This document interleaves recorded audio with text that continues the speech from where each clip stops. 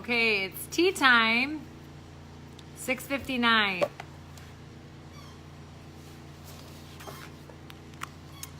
And I got my tea.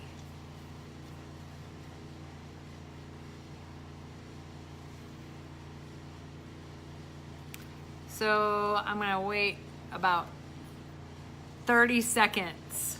Okay, maybe I'll wait 45 seconds. My tea bag from Good Earth has a quote on it that I'm gonna share. Honesty is an expensive gift. Do not expect it from cheap people. That's a pretty good piece of advice. Okay, so it is tea time, 7 o'clock, Monday. Hi, Mom. Monday, February 25th. Tonight's tea time topic, 4 things that you may be doing with your exercise program that is working against you, not for you. So before I dive in, those of you that don't know who I am, my name is Kelly Bonomo. I am International Board of Nutrition and Fitness Coaching certified nutritionist. I am also the owner of Vault 360 Nutrition and Fitness Studio in West Kankakee. Hello, Erica. Good to see you on here. And what I do, hi, Meredith. Good to see you on here too. What I do, I'm living my passion, helping each and every one of you learn how to create a healthy, sustainable lifestyle. First of all, by teaching you the importance of your nutrition, by stabilizing the blood sugar to create balance in the body. But I also coach a health structure: nutrition, sleep, exercise, supplements, water, stress, and life. If one of those areas is off, it affects everything. If you have missed any of my tea time videos in the past few weeks, that's okay. Do not be dismayed. I now currently have a YouTube channel at Kelly Bonomo. You can go find it and you can watch all of my previous tea times, my cooking, healthy hump day cooking and recipes that I've done here in my kitchen. Hey, Steph, good to see you on here. And you can come up to speed with everybody else so you're not missing out. So last week's topic on Tea Time, we talked about the power of self-love. So hopefully a lot of you got some things out of that and we're able to take some nuggets away and start implementing some things in your own life. And today we are talking about exercise.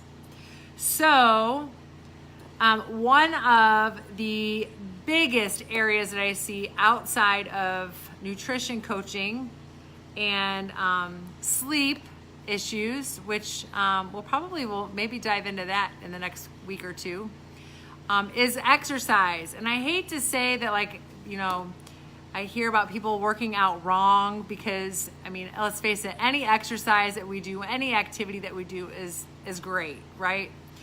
But there can be the potential for your exercise and your workouts to work against you if you're not doing things in the right order, if you're not paying attention to certain things while you're exercising and while you're working out, regardless of what you're doing. So the purpose of tea time, the purpose of tonight is for me to give you, in my professional opinion, some pointers on health and fitness and nutrition and life, and give you advice in all of these areas. But I like to always designate a certain topic for the night. And in the meantime, you can completely use this platform as some free coaching for you. If you have questions on any diets, maybe a fad diet, something that you're doing right now or a friend that's doing right now, or if you have any questions on supplements or nutrition or your workout program or weight training or competing, anything related to health and fitness and creating that lifestyle, I welcome your questions. All that I ask is you just funnel them into the comment section, and then what I do is I go through my topic. I will come back to each and every question and I will answer to my best of my ability, and hopefully it'll shed a little light on an area that you're struggling and that you'll get some help. So I'm actually going to swipe my comments off because I have ADD and they distract me, and then I like to come back to them. So please, if you have questions, funnel them in there. I do have questions already that I have had posted previously earlier today on people that had asked some stuff that they wanted me to answer. So without further ado, 4 things that you may be doing with your exercise program or your workouts that might be doing more harm or working against you more than helping you. So the first thing, the number one rule of thumb with every single person that I coach, and the number one thing that I tell everybody, is never under any circumstances should you ever work out on an empty stomach. This is one of the biggest misconceptions and the biggest myths about exercise and working out, especially in the morning. Well, if I get up in the morning and I work out before I have my breakfast or I go for a walk or I do some cardio before I eat, then my body is going to burn fat, right? It'll tap into fat and it'll burn more fat. And the answer to that is actually the exact opposite. So whenever you work out or you exercise on an empty stomach, what happens is you put your body at a potential risk to go into what is called a catabolic state. Your brain and your spinal cord is your central nervous system. It controls everything that happens in your body, from the movement of your arms and legs to how your digestive system works. Your brain needs fuel just like your car needs gas. So when you get up in the morning and you think you're going to go exercise on an empty stomach, what's going to end up happening is when you get to the gym and you start working out, you're not going to have any fuel in your system to make your body go and to do what it's supposed to be doing. So it's going to send actually signals to your body and shoot you into what's called a catabolic state, meaning your brain is looking for sugar, it's looking for fuel, and we store sugar or fuel in our muscles. We don't store it in our fat. It's called glycogen. And so our body will actually convert that glycogen and utilize it as a fuel source, therefore working against us rather than working for us. So it's extremely important that if you are going to go work out in the morning, that you have at least a small meal, a balanced meal, protein, fat, carb. I always tell people if they're going to do some weight training, that you should do some possibly some scrambled egg whites or some maybe homemade lean turkey sausage with a little bit of oatmeal and maybe a little tablespoon of peanut butter in that. So you have a significant amount of protein, carb, and fat, but not eating a ginormous meal that you're not going to feel good enough to get through a workout. You could do a protein shake, or you could make an egg white smoothie. Even a small meal prior to a workout is going to help ignite your metabolism. It's going to feed and fuel your body, and it's going to let you have better results and even a better workout. If you've ever tried to work out on an empty stomach, sometimes if your workout is too extreme or too strong or too big of a workout, sometimes you don't have enough fuel to get through it. So, you have to remember your body's a feed as it goes machine. When you give it what it needs, it'll work the way it's supposed to work. So never working out on an empty stomach. Also, what's considered an empty stomach? Anything longer than 3 hours. If it's been longer than 3 hours since your last meal, that is considered an empty stomach. So let's say you are one of those that like to work out in the evening. Maybe you eat lunch at noon or 1 o'clock, and then probably 3 or 4 o'clock you should be having your next meal. Maybe you get off work at 5 and you head to the gym to do a workout. That would not be considered an empty stomach because you've had a meal within the last 3 hours. So number 1, do not work out on an empty stomach. It will hurt you more than help you.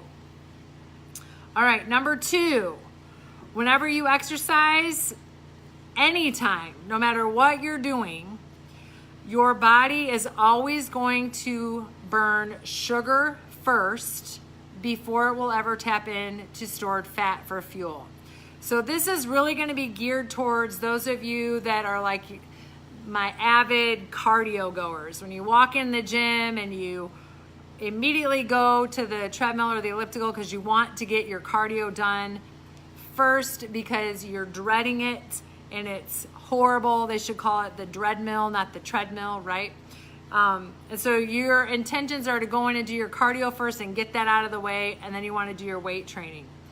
The problem with this is that because your body wants to burn sugar first, you're physiologically going to burn sugar while you're on a cardio machine first for probably the first 15, 20 minutes, potentially even 30 minutes before your body is ever going to tap into stored fat and convert it as a fuel source. This is just basic science and physiology. It's not, it's going to happen for one person and not the other. Your body will always burn sugar first. Therefore, it only makes sense that you do sugar burning activities first. So what I mean by that, strength training, high intensity interval training, so your weightlifting or your interval training, these are going to help burn sugar, burn the glycogen first, and it's going to get you to fat burning mode a lot quicker. So if you're still one of those people that like to get your cardio done, my challenge to you, warm up on a treadmill or elliptical, 5 minutes or so, go do your weight training or your strength training, and then come back and do your fat burning cardio, which we're going to talk about in just a second. If it's just a cardio day and you're planning to not do any weight training, then I would tell you always start with an interval. So a high intensity interval, otherwise AKA known as HIIT training, would be a minute, as hard as you can, as fast as you can, followed by a minute recovery. So a minute fast, minute slow, minute fast, minute slow. This is going to ignite your sugar burn and get you to fat burning mode a lot faster. So always starting with strength training or high intensity interval training or HIIT training first before you ever go into like a steady state fat burning cardio. Which brings me to number 3. So number 3 is not, those of you that, so you know who you are, and or you know who this person is. When you walk into the gym or the fitness center, timeout, and you see the guy or the girl that's got the treadmill like this, that looks like they're about ready to walk through the roof. It's up as high as it'll go. That thing is going so fast that they're literally hanging on for dear life. And I often wonder what they possibly think that they're getting out of that. So here's the thing. When you don't pay attention to what your heart rate is, it could potentially play more havoc on your results than help. If your heart rate is too high for too long, then you again put yourself at risk for shooting your body into that catabolic state. And remember, that catabolic state means my brain needs more fuel, my body's going to tap into stored sugar, which is I store in my muscle, and I'm going to burn muscle as a fuel source. So there's a calculation that you can do if you want to write it down. It's 220, so 220 minus your age, that number times 0.65, and then that number times 0.85. That is your fat burning heart rate range. It's based off of your age, so the older that you are, the lower that range is going to be. So again, if you're doing a steady state fat burning cardio, the purpose of that or the goal of that is to get your heart rate in fat burning range, which is that calculation that I just gave you, and then keep it there for a sustainable period of time. What happens is that you help put your body into an anabolic state where you're then going to tap into stored fat and convert it as a fuel source rather than muscle. All right, so number 1, never working on an empty stomach. Number 2, knowing that your body always burns sugar before it burns fat, so you should always start with weight training, strength training, or interval training. And number 3, not paying attention to your heart rate will actually sabotage any results that you're going to have. Controlling that heart rate is key when you're doing fat burning cardio. If a heart rate is too high for too long, your body will burn muscle, period. That's just science. And then number 4, finally, last but certainly not least, one of the Another area that you might be doing with your exercise program that is working against you, not for you, is the fact that most of us are overkill creatures. So I always refer to it as the all or nothing, right? You go from not doing anything, sitting on the couch, just most exercises with the remote control, to I think I'm going to go to the gym. And then you end up going 4, 5, 6 days a week. You're meal prepping, you're doing so great, you're feeling so good. And then after about week 3, you get burnout and then you completely stop going. So we're sitting at February 25th. We're almost to the end of February. And I would be curious how many of you made resolutions this new year to live a healthier lifestyle, and you have already fallen off the wagon. And you don't even need to respond to that. You know who you are. But the problem is you probably went into the new year with an overkill mode, like all or nothing. I'm going to the gym every day. I'm watching my food. I'm doing all of these things to make things better, to create a healthy lifestyle. And then, after a couple weeks, you end up falling off because it's just too much. You get overwhelmed, you're getting burnout, and it happens so quickly. So my piece of advice, my coaching advice, would be learning how to create a sustainable workout plan that isn't overkill. And that's not working out 6 days a week. That's not something that most people can do for the rest of their life. I always have clients start with 2 or 3 days a week. Even if you're committing to a Monday, Wednesday, Friday, or Tuesday, Thursday, Saturday, or maybe you're picking, a Monday and a Wednesday and a Saturday, but you're picking 3 days a week that you're committing 30 minutes to an hour of exercise to get moving. That's sustainable, and that is doable. There's so many other factors that can go into a workout plan, and a lot of times most of us don't know where to start, especially, we struggle just getting to the gym, right? I always say half the battle is just getting there. Once you're there, you're fine. So I am going to throw up an offer for anybody that's looking. Vault 360 is now offering one-on-one personal training and small group training. So I'm really excited that we are adding this to the studio. So we are less than 1,000 square foot. So we have limited space on purpose. And that is so if you are somebody that maybe you're intimidated by the gym, if you don't really know where to start with the gym, sometimes it's great to plug into a smaller community and a smaller atmosphere that can teach you how to implement different exercises and help build your confidence. So in this video, there's a link. It's either above me or below me. I'm not really sure how it's on there. But there's a link for a form that you can fill out. And I'm going to give anybody that fills that out, I'm going to give you a free personal training assessment with one of our trainers at the Vault. So if you click that link and fill out that form, one of our trainers will contact you and set up that free training assessment. Nobody else on here will ever know that you're clicking it because it's coming straight to my inbox. So it'll remain completely confidential. One of us will reach out to you to set that appointment up. And what you can expect in that assessment is going to be a guidance on how to move forward, checking out where your strengths and your weaknesses are, but more importantly, giving you options as far as how to get your exercise right. So with that, I'm going to scroll back, see if there's any questions or comments. So again, this is your opportunity to ask any questions you want on nutrition, health, fitness, exercise, supplements. I do have a couple here down in front of me, but I want to make sure I answer any on here.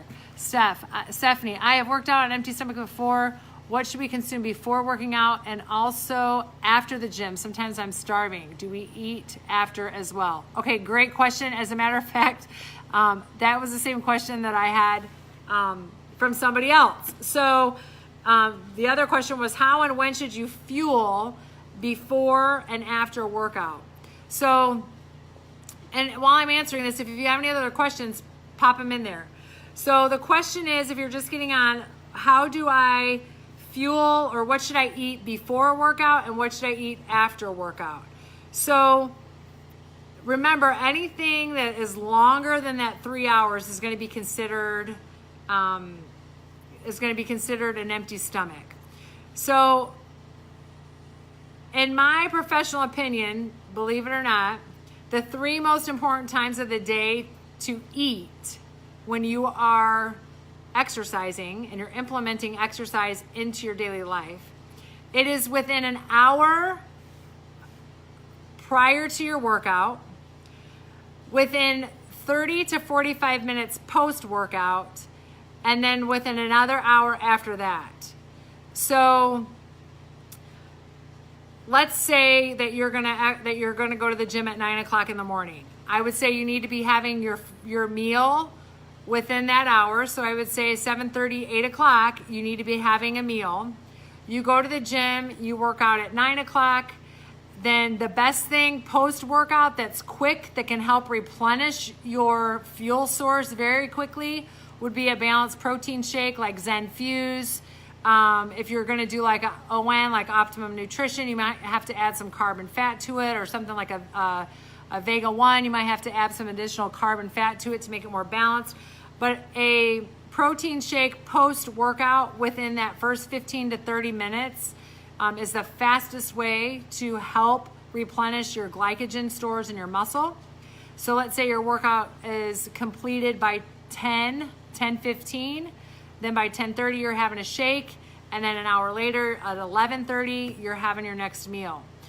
The reason why between the shake, the post-workout shake and the post-meal are close is because your body is going to actually burn that shake literally within that hour. You'll utilize it to replenish glycogen stores and refuel your muscles, and it'll be time for you to eat again an hour after. So again, eating within an hour before your workout, within 15 to 30 minutes, I would say no longer than 45 minutes post-workout, and then an hour after that. And then as far as the rest of your day, every 3 hours throughout the day, protein, fat, carb.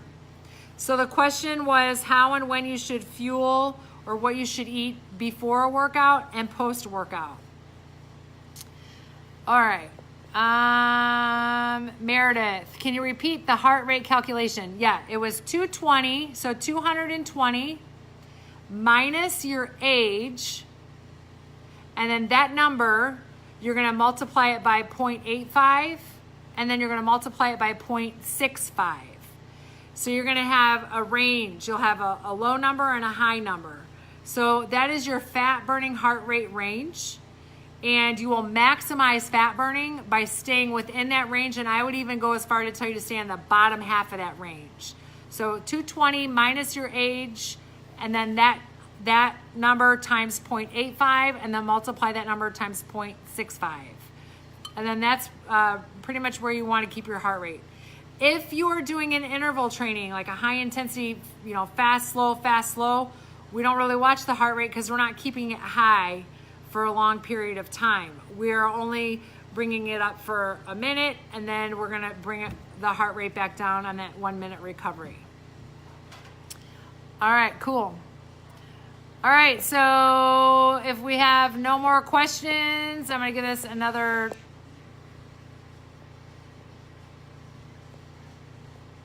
few seconds. I look like I'm cross-eyed trying to read this. All right. No more questions. Okay, so that is it. Hopefully you guys learned something about what you might be doing with your exercise program that might be working against you, and tweak it, make those changes.